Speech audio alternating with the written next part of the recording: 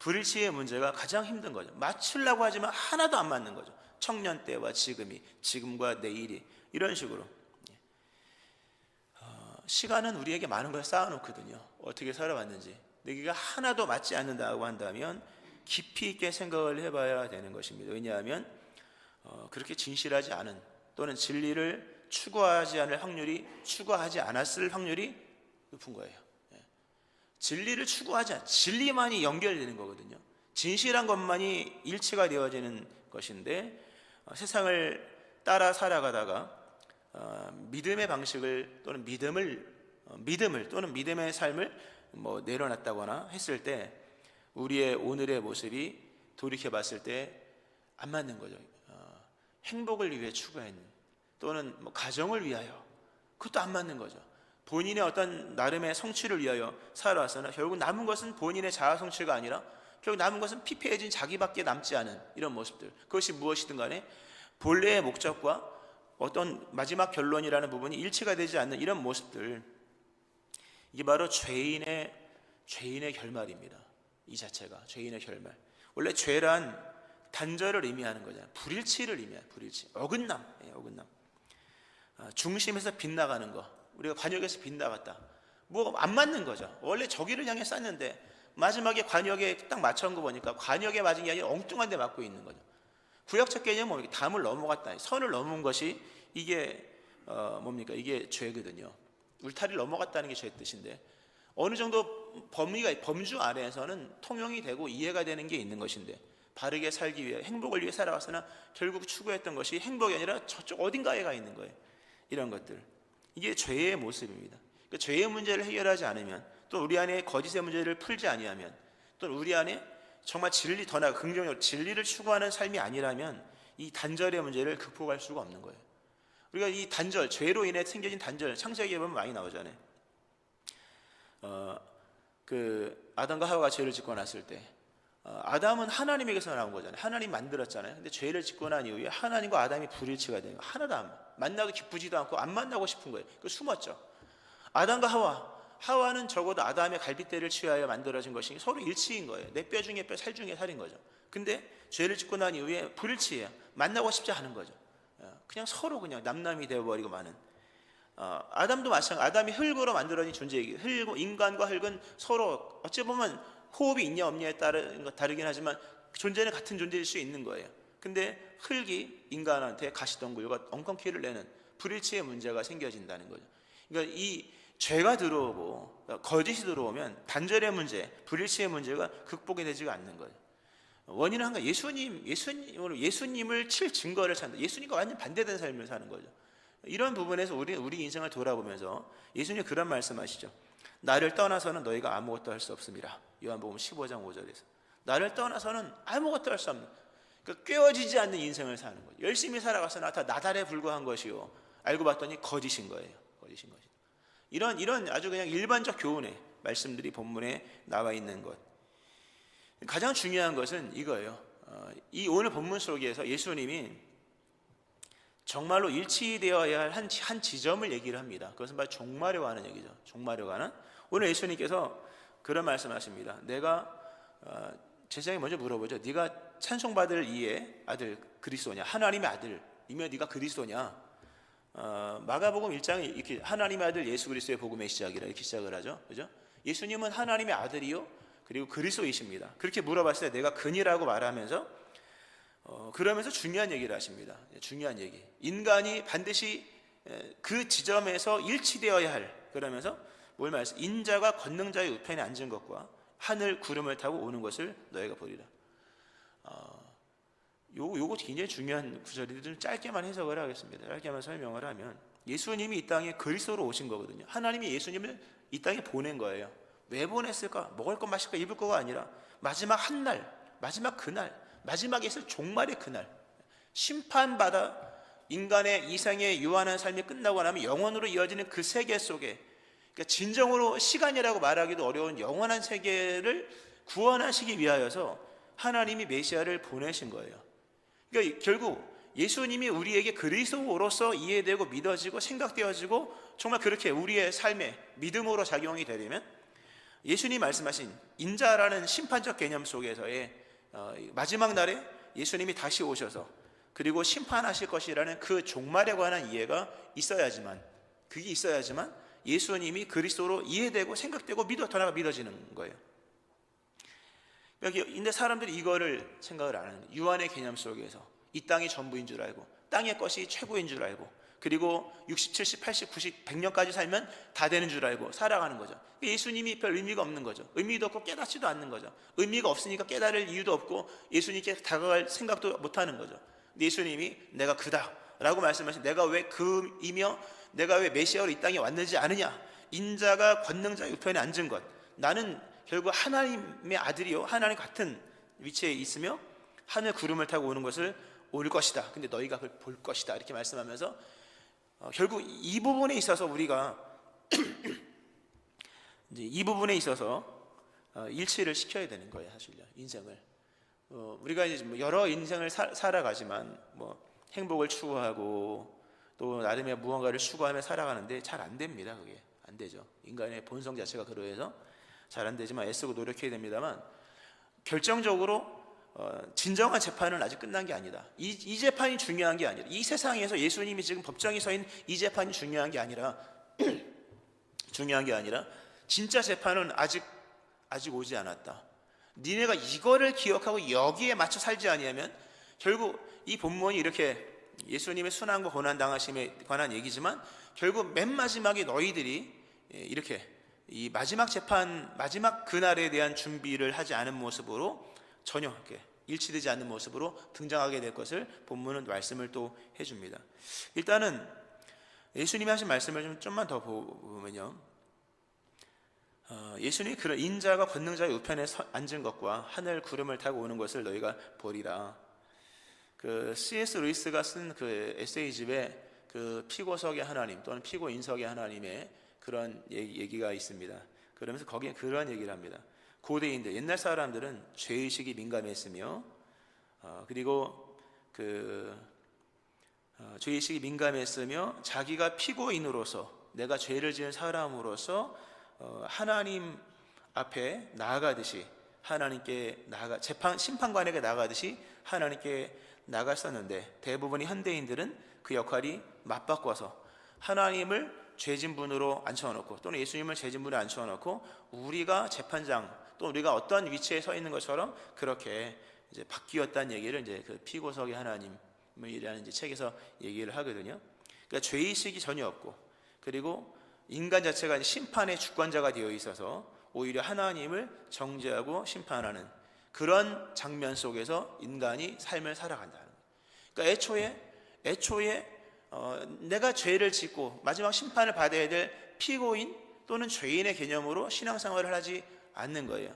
그러니까 맨 마지막에 예수님께서 정말 재판관으로 오셔서 죄인과 의인을 구분하는 그런 자리에 대한 개념이 없이 살아가니까 불일치의 문제가 맨 마지막에 발생을 하는 거예요. 지금 잠깐 인생을 살면서 잠깐의 불일치는 괜찮습니다. 시간이 아직 있는 거예요. 근데 맨 마지막에 재판정에서 불일치의 문제가 생겨지면 그때는 끝나는 거예요. 오늘 예수님이 그 기나긴 이야기를 하시는 겁니다. 이 재판 여기서 끝나는 거 아니다. 마지막 날에 내가 구름을 타고 오는 것을 너희가 볼 것이다. 그게 진짜 중요한 거야. 이 재판 넘어갈 수 있어. 나 죽을 수도 있고 부활을 가능해. 근데 네가 기억해야 될 것은 진짜 문제는 마지막 그날에, 지금 너희가 이렇게 뭔가 불일치의 문제가 있는 것처럼 그날에 어떤 너희의 인생에 관한 것들이, 살아온 날들이 이 마지막 내가 재판하는 재판 속에서 뭔가 불일치의 문제가 생겨지면 그때는 끝나는 것이다. 이런 의미가 담겨 있는 것입니다. 이게 법정 그러니까 하나님이 죄인을 어떻게 다루시는가에 대한 내용이 나옵니다. 이 본문 자체가 인간의 법정, 또 인간의 생각과 판단, 최고의 판단 그 기준의 자리잖아요. 법정은. 근데 그 법정 자체를 예수님께서 마지막 심판이라는 그 최후의 그리고 종말의 최고의 법정을 가지고 이것이 틀린 것이다. 그리고 여기에 맞추지 않으면 이것도 의미가 없다라고 하면서 인간이 생각하고 있는 결론적인 것들 또는 가치와 개념에 관한 것들이 이 이 최후의 법정에 맞춰서 조정되지 아니하면 결국은 끝나는 것임을 이 본문은 말씀을 합니다. 물론 제가 어렵게 이렇게 이렇게 정말 어렵게 설명을 하는 걸 수도 있습니다만, 이 본문에 예수님께서 내가 찬송받을 이 아들이다라고만 말하는 게 아니라 이어서 더 중요하다고 말씀할, 왜 내가 메시아여야 하고 메시아인 줄 하나님 날 왜 보내셨는지를 아느냐 하면서 말씀한 것처럼 인자가 권능자의 우편에 앉은 것과 하늘 구름을 타고 오는 것을 너희가 보리라. 이게 중요한 말씀입니다. 여기에 초점을 맞춰서 신앙생활을 이제 해야 하는 것인데, 예수님이 이렇게 얘기했을 때 사람들이 옷을 찢으면서 신성모독, 이건 신성모독이다, 자기가 하나님의 아들이라고 말하고 자기가 하나님 우편에 앉아 있다고 말을 하고 자기가 마지막 심판을 자기가 여호와의 날, 구약에 말하는 여호와의 날을 자기의 날로 하면서 옷을 찢으면서, 제사장부터 옷을 찢었겠죠. 찢으면서 여기서 중요한 장면, 만약 이걸 연극으로 얘기한다면 막 여기서 몰입 될 정도로 막 연극을 하는데 예수님 얘기하고 옷을 찢으면서 갑자기 제사장이 그 회중들을 향해서 또는 청중들을 향해서 너희는 어떻게 생각하느냐 이렇게 물어보는 거예요. 이 장면은 이 제사장이 옷을 찢고 천단 신성모독이다 하면서 이 주변에 있었던 공회원들과 증인으로 참석했던 또 여러 이 법정에 있었던 여러 증인들 하여튼 하면서 너희는 어떻게 생각하느냐 하면서 그 초점을 청중에게 돌리는 거거든요. 관객들에게 돌리는 것처럼 오늘 이 말씀을 통해서 이 성경은 그러면 너희는 어떻게 생각하느냐 하는 거예요. 너희는 예수님이 그리스도라 생각하느냐, 그리고 그리스도께서 말씀하고 있는 인자가 하나님 우편에 앉아 있는 것을 너희가 볼 것이고, 내가 마지막 그 구름을 타고 너희를 심판하러, 세상을 심판하러 올 것이라는 사실을 전한 이후에 너희는 그걸 어떻게 생각하느냐라고 하면서 이 얘기가 끝나는 거예요.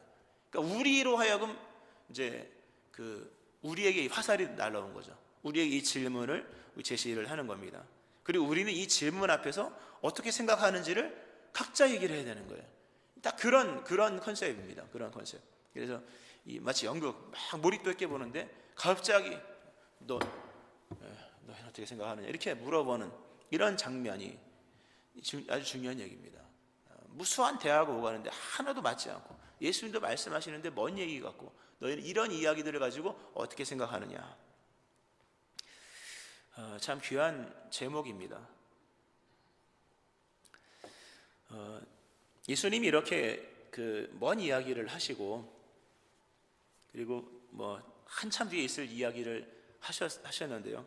결국 이 이야기는 좁혀지지 않은 이야기로서 사람들은 예수님을 십자가에 못 박을 죄인으로 정죄하고 바로 이제 이 핍박을 하고 죽이는 장면들로 이어집니다. 오늘 설교 제목이 너희는 어떻게 생각하느냐라는 거거든요. 너희는 어떻게 생각하느냐. 예수님이 하신 이 말씀에 대해서 어떻게 생각하느냐라는 질문이고, 좀 더 넓게 하면 어떤 생각을 하고 삶을 살아가는 것인가, 어떤 생각을 하고 믿음 생활을 하는 것인가 라고 하는 것입니다. 더욱이 예수님께서 말씀하신 것은 오늘 이 지금 법정에서 지금 관한 이야기를 하고 있는데 예수님은 아주 먼 이야기를 하고 계시거든요.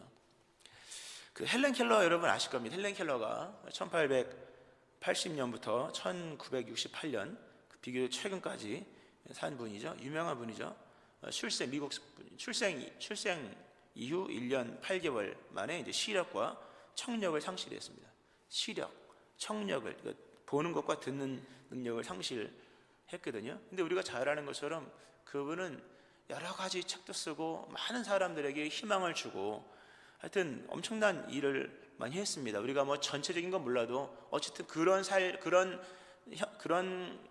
모습으로 이룰 수 없는 것들을 이루어 나갔다는 거죠. 한번 여러분 생각을 해보세요. 보통 우리가 이해의 세계를 살아간다 할 때 보는 게 한 7, 80이요, 듣는 게 한 20, 30%? 아니 어쨌든 반반일 수 있는 거예요. 우리가 이해하는 모든 세계의 100을 이룬다 할 때 100은 보거나 듣거나입니다. 또는 보고 듣는 것이거든요. 근데 헬렌 켈러는 보거나 듣거나 하는 세계가 없었다는 거죠. 본 적도 없고 볼 수도 없고 들은 적도 없고 들을 수도 없는 거죠. 오로지 우리가 별로 중요하게 여기지 않는 감각들 또는 촉각, 손, 그리고 혀로 맛, 미각, 그리고 후각, 냄새, 그것을 가지고 헬런 켈러는 세상을 이해했습니다. 세상을. 대단한 거예요. 세상을 이해하고 세상에 대해서 말하고 또 세상에 대한 글을 씁니다. 우리는 눈을 떠서 뭔지를 모르는 것을 이미 눈으로 보고 있거든요. 이미 뭔지도 모르지만 소리도 들었고, 그래서 우리에게는 보는 것과 듣는 것을 통하여서 많은 것들을 이해를 합니다. 근데 헬런 켈러는 감각, 촉각, 미각, 후각을 단지 그게 전부입니다. 그걸 통해서 엄청나게 많은 것을 이해를 합니다. 헬런 켈러가 그런 얘기를 합니다. 그에 쓴 이야기를 보면 눈과 손 사이에 간극을 극복하는 것이 가장 중요했다. 눈과 손, 우리는 거의 눈으로 보잖아요. 그러니까 손으로는 별로 중요하지 않아요. 손수건 하면 이 손수건을 누가 우리가 질감을 따집니까? 그죠? 근데 헬런 켈러는 못 보고 못 듣기 때문에 눈과 손 사이의 간극 또는 귀와 손 사이의 간극을 극복하는 것이 가장 중요했다. 그가 그렇게 하기 당시 무엇이냐면 유추를 한 것이다. 유사한 점을 모아서 거기에서 개념을 만들고 사물을 미루어서 마침내 뭐가 다 통한 거예요.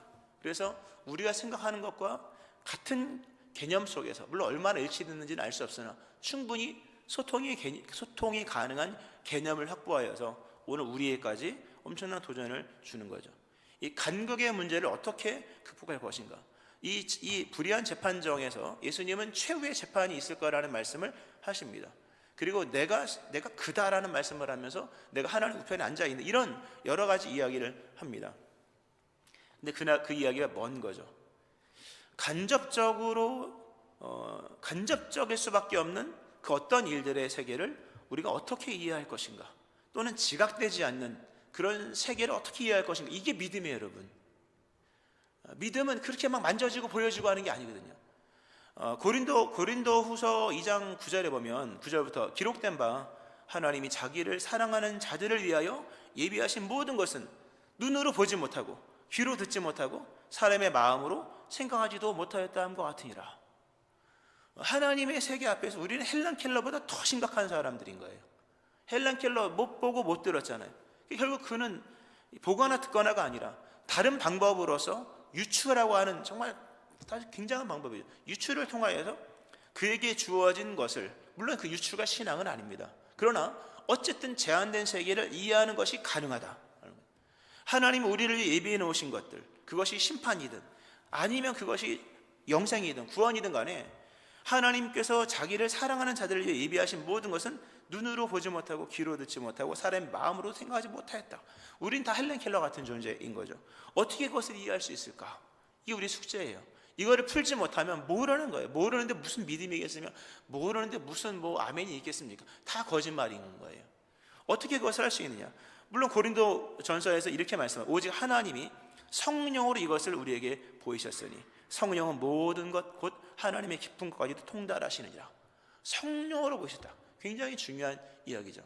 어쨌든 오늘 성령에 관한 설교는 아니니까 중요한 것은 믿음의 세계라고 하는 것은 그렇게 눈과 귀로, 그러니까 이게 일반적 관점이잖아요. 일반적 관점으로 생각을 하면요, 일치될 수 없는, 그러니까 예수님과 일치가 안 되는 거예요. 예수님과 일치가 안 되는 건 신앙이 아닌 거잖아요. 우리가 그 순종을 얘기할 때 맨날 손끝에 순종을 얘기하지만 그런 게 아닌 거예요, 여러분. 정말 예수님과 뭔가 중대한 게 연결이 일치가 돼. 시간에 대한 이해, 마지막 재판에 대한 이해, 정말 그분이 누구신가에 대한 것들. 정말 손으로 움직이는 것, 행위보다 더 어려운 것은 진리에 대한 이해입니다. 존재에 대한 고백인 거예요. 누군지 알고 고백을 해. 이런 것들은, 근데 이게 어려운 것은 이게 그렇게 일반적이지 않다는 거죠.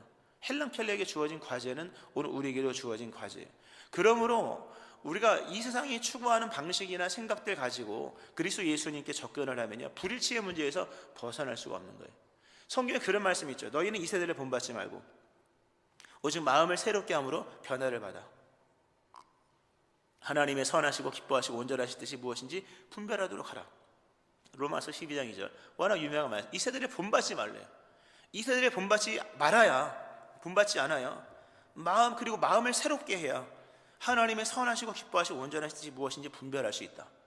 거꾸로 얘기하면 하나님이 온전하시고 선하신 뜻을 분별을 하려면 하나님과 뜻이 일치가 돼야 되는 거죠. 일치가 뭔가 일치가 돼서 어쨌든 뭐 행위든 간에 결실이든 간에 내면의 세계부터 뭔가 일치가 되기 위해서는 마음이 새로워질 뿐만 아니라 이 세대를 본받지 말아야 됩니다. 이 세대가 동화되지 말아야 된다. 동화되다라는 의미가 있고 뭐 시간적 의미도 있습니다만 그건 뭐 오늘 본문 아니에요. 이 세대를 본받지 말아라는 의미 속에 뭐냐면 그 어떤 의미가 있냐면요. 인간 안에는 동일성을 추구하는 욕망이 있는 거예요. 동일성을 추구하는 욕망. 우리가 왜 유행을 타려고 합니까? 유행 아무런 의미가 없는 거잖아요. 그죠? 뭐 빨간색 유행이다. 근데 막 빨간색 옷을 입고 보라색 옷을 입고 또 문화 뭐 그렇게 중요하게 뭐 노래 좀 모르면 어떻습니까? 그죠? 상관없는 거죠.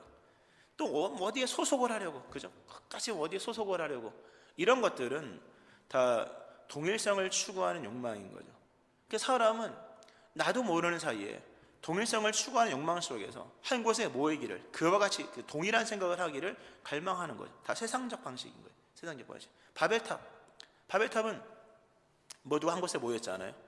바벨탑은 고대에 등장한 최초의 이데올로기죠. 알고 보면 이데올로기는 인간을 주체로 만든다 그러잖아요. 우리가 어떤 중심 주제가 만들어지고 그게 모든 토대의 기반이 되거나 이러면 사람들이 그 이데올로기의 주체가 되어서 그렇게 지금도 굉장히 심한 현상이 일어나잖아요. 그죠? 뭐 자유냐 뭐 아니냐 이런 것들은 다 이데올로기인 거잖아요. 그죠? 거기서 문제가 되는 건 뭐냐? 다 사람이 자기 주체가 된다는 거예요. 자기가 세상의 주체가 된다는 부분에서 기독교도 조심해야 돼요.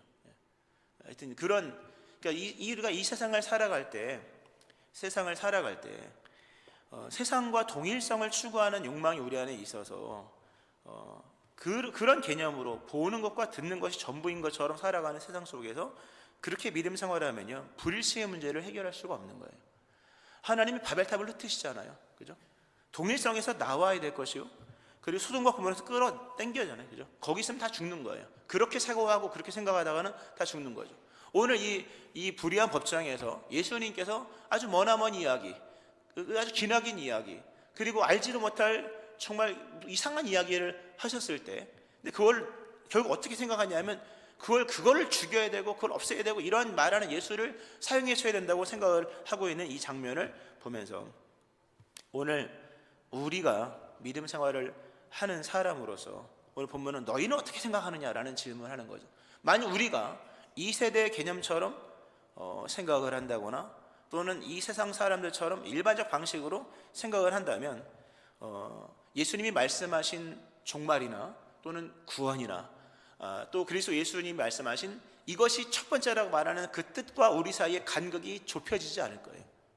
헬렌 켈러가 눈과 손끝의 감각을 이 간극을 좁히는 것이 제일 큰 어려움이었고 중요한 것이었다고 얘기를 했습니다만 한 것처럼 우리 인생 속에서 예수님께서 인자가 하늘에서 구름을 타고 올 것이다라는 이런 중대한 말씀이 과연 우리의 이 신앙의 세계 속에서 얼마만큼 좁혀지고 있느냐.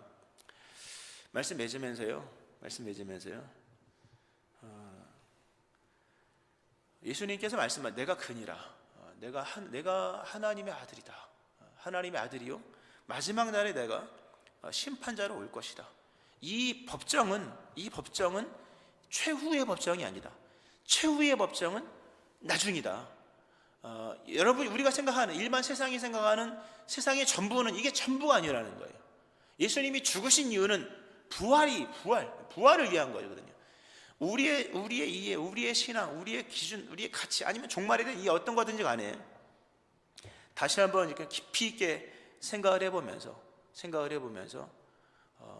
예수님이 말씀하신 것과 내가 알고 있는 것의 간격이 얼마나 멀리 있는가, 얼마나 이것을 좁힐 수 있는가, 성령 안에서. 그리고 마침내 주님의 나라가 임할 때 그분과 내가 일치될 수 있느냐. 불일치로 끝나면 다 거짓의 삶을 사는 겁니다. 일치될 수 있느냐, 그분과 내가 일치가 될 수 있느냐라는 부분을 생각하면서 오늘도 그리스도 예수님을 그리스도로, 그리고 그분이 말씀하신 오늘 중대한 말씀, 인자가 권능자의 우편에 앉은 것과 하늘 구름을 타고 오는 것을 너희가 보리라, 이 말씀을 기억하면서 오늘도 거기와 일치되는 그것과 일치되는 삶을 살아야 될 것입니다. 이 은혜 있기를 주의 이름으로 축원합니다. 아멘.